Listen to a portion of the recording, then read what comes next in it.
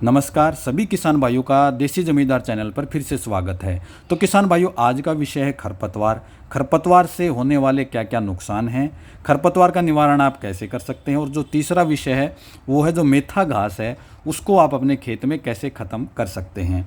तो किसान भाइयों, आपने देखा होगा जो खरपतवार है वो हमारे खेतों में काफ़ी होता है और जिसकी वजह से काफ़ी नुकसान होते हैं। अगर हमारा खेत जो है खरपतवार मुक्त है तो उससे हमें क्या फ़ायदा होता है। जो सबसे पहला जो मुख्य फ़ायदा है वो यही है कि जो भी हम खाद वगैरह डालते हैं वो डायरेक्ट केवल पौधों तक पहुंचता है। दूसरा, जो भी हम स्प्रे करते हैं कीटनाशक वगैरह का या कोई भी पोषक तत्व वगैरह देने का, वो भी पौधों तक पहुंचता है। पौधे अच्छी बढ़ोतरी लेते हैं, अच्छी पैदावार देते हैं। जो खरपतवार है वो दो तरह की होती है, छोटी पत्तियों की जो घासनुमा होती है और चौड़ी पत्तियों की, जैसे बथुआ वगैरह आपने देखा होगा।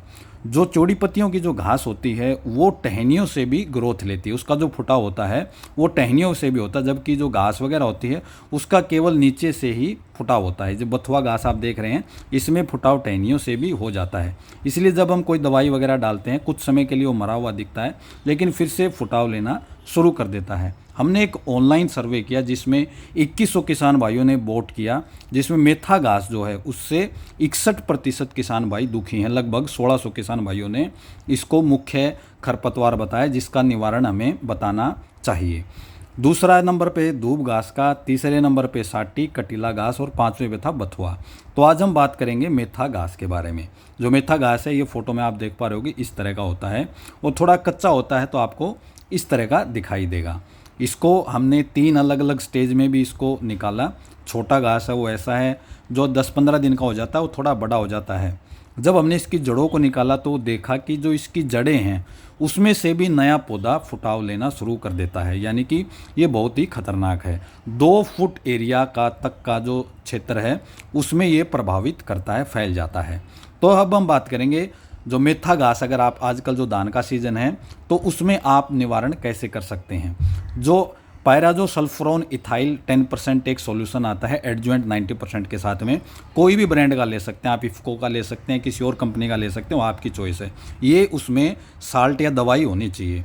इसको आप 80 ग्राम प्रति एकड़ दे सकते हैं। उसको आप क्या करना है, 90 से 100 लीटर पानी में मिला के छिड़काव कीजिए। स्प्रे आपको करना है। स्प्रे करते हैं तो आपको किन बातों का ध्यान रखना है। सबसे पहले जब आप छिड़काव करते हैं तो आपकी जो धान की जो फसल है, जो ध्यान रखना है मुख्य, उसमें पानी ना दिया हो, मतलब आपके खेत खाली होना चाहिए, पानी नहीं होना चाहिए।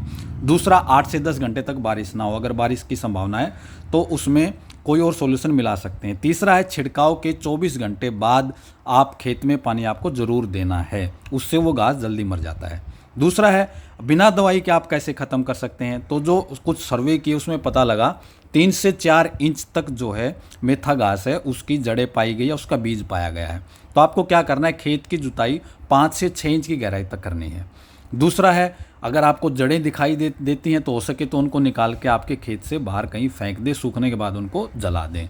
जो तीसरा है वो क्या है कि लू के दिनों में आप खेत की जुताई ज़रूर करें, गहरी जुताई, और उसको फिर खाली छोड़ दें। उससे क्या होगा, कुछ जो जड़ें होती हैं वो जल के ख़त्म हो जाती हैं।